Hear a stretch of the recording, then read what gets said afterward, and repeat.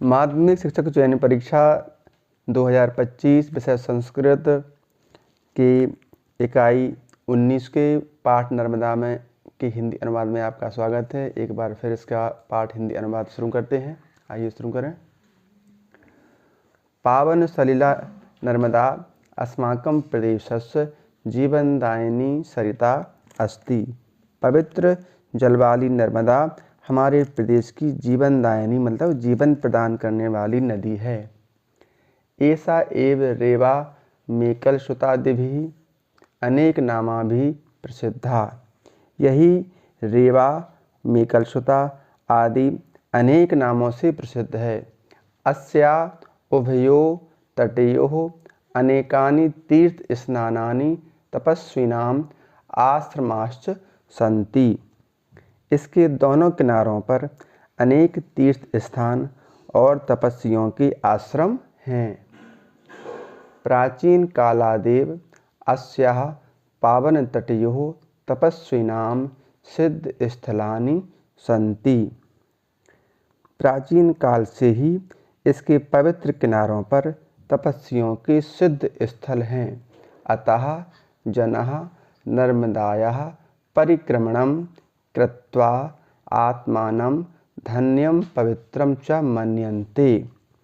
इसलिए लोग नर्मदा की परिक्रमा करके अपने को धन्य और पवित्र समझते हैं।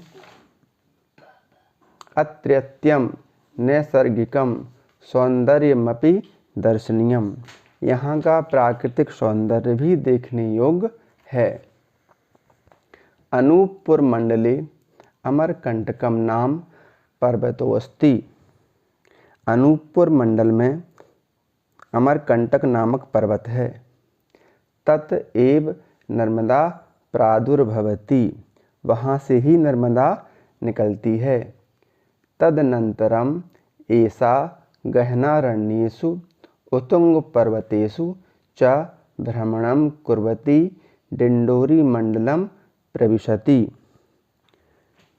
उसके बाद यह घने वनों और ऊंचे पर्वतों का भ्रमण करती हुई डिंडोरी मंडल में प्रवेश करती है। डिंडोरीतः सर्पाकार गत्या उच्चावच मार्गेण महाराजपुरम प्राप्नोति। डिंडोरी से सर्पाकार गति से ऊंचे नीचे मार्ग से महाराजपुर मंडल में पहुंचती है। ततः जावालीपुरम आगच्छति। वहाँ से जबलपुर आती है। श्वेत शिलाखंडानां कृतेति प्रसिद्धे भेड़ाघाट नाम के स्थाने धूमधार जलप्रपात स्वरूपम धारयति। संगमरमर की चट्टानों के लिए अति प्रसिद्ध भेड़ाघाट नाम के स्थान पर धुआंधार झरने के रूप में झरती है। तद अवलोकनार्थम वह पर्यटका अत्र आगच्छन्ति। उसे देखने के लिए बहुत से पर्यटक यहाँ आते। जावालीपुरतः ब्रह्मांडघट्टम आयाति ततः अनेक क्षेत्राणि पावयन्ति इयं होशंगाबाद नगरम प्रविशति। जबलपुर से बरमान घाट आती है। वहाँ से अनेक क्षेत्रों को पवित्र करती हुई यह होशंगाबाद नगर में प्रवेश करती है। अत्रत्यं सेठानी घाट इति स्थानम प्रसिद्धम। यहाँ का सेठानी घाट स्थान प्रसिद्ध है। अस्मिन् नगरे अस्याः तटे अनेके देवालयाः आश्रमाश्च सन्ति। इस नगर में इसके किनारे अनेक मंदिर और आश्रम हैं। अत्र भक्तैः कृता प्रार्थनाः घंटानादाश्च अहर्निशं श्रूयन्ते। यहाँ भक्तों के द्वारा की गई प्रार्थना घंटों का स्वर रात दिन सुनाई देता है। ततो वेगवती एषा तरंगिणी ओमकारेश्वर नगरम स्पर्शति।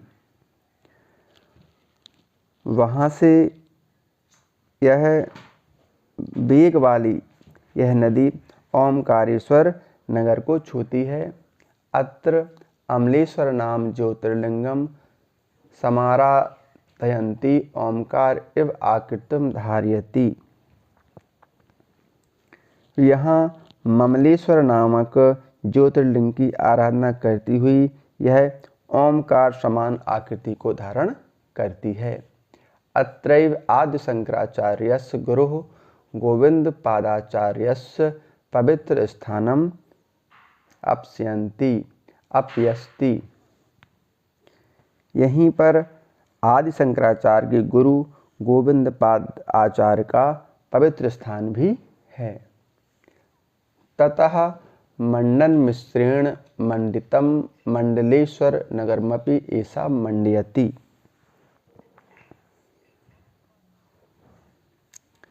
वहाँ से मंडन मिश्र से सुशोभित मंडलेश्वर नगर को भी यह सुशोभित करती है।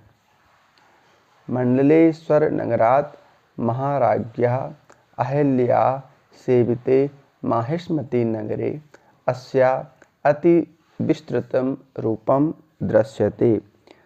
वहाँ से मंडलेश्वर नगर से महारानी अहल्या के द्वारा सेवित महिष्मती मतलब महेश्वर नगर में इसका अति विस्तृत रूप दिखाई देता है।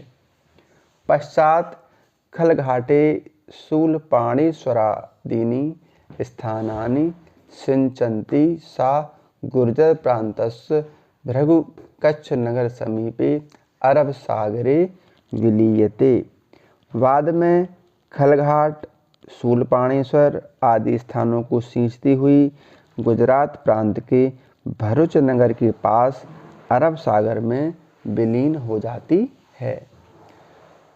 नर्मदा नद्यामेव वर्गी इंदिरा सागर सरदार सरोवरादयः बहवः बंधाः निर्मिता सन्ति।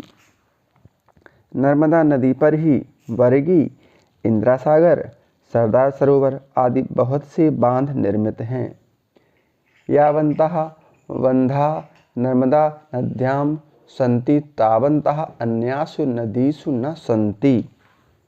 जितने बांध नर्मदा नदी पर हैं उतने अन्य नदियों पर नहीं हैं। एभिः बंधे विद्युत्पादनम भूमि सेचनम जल परिवहनम अभ्यारण्य निर्माणम पर्यटन स्थल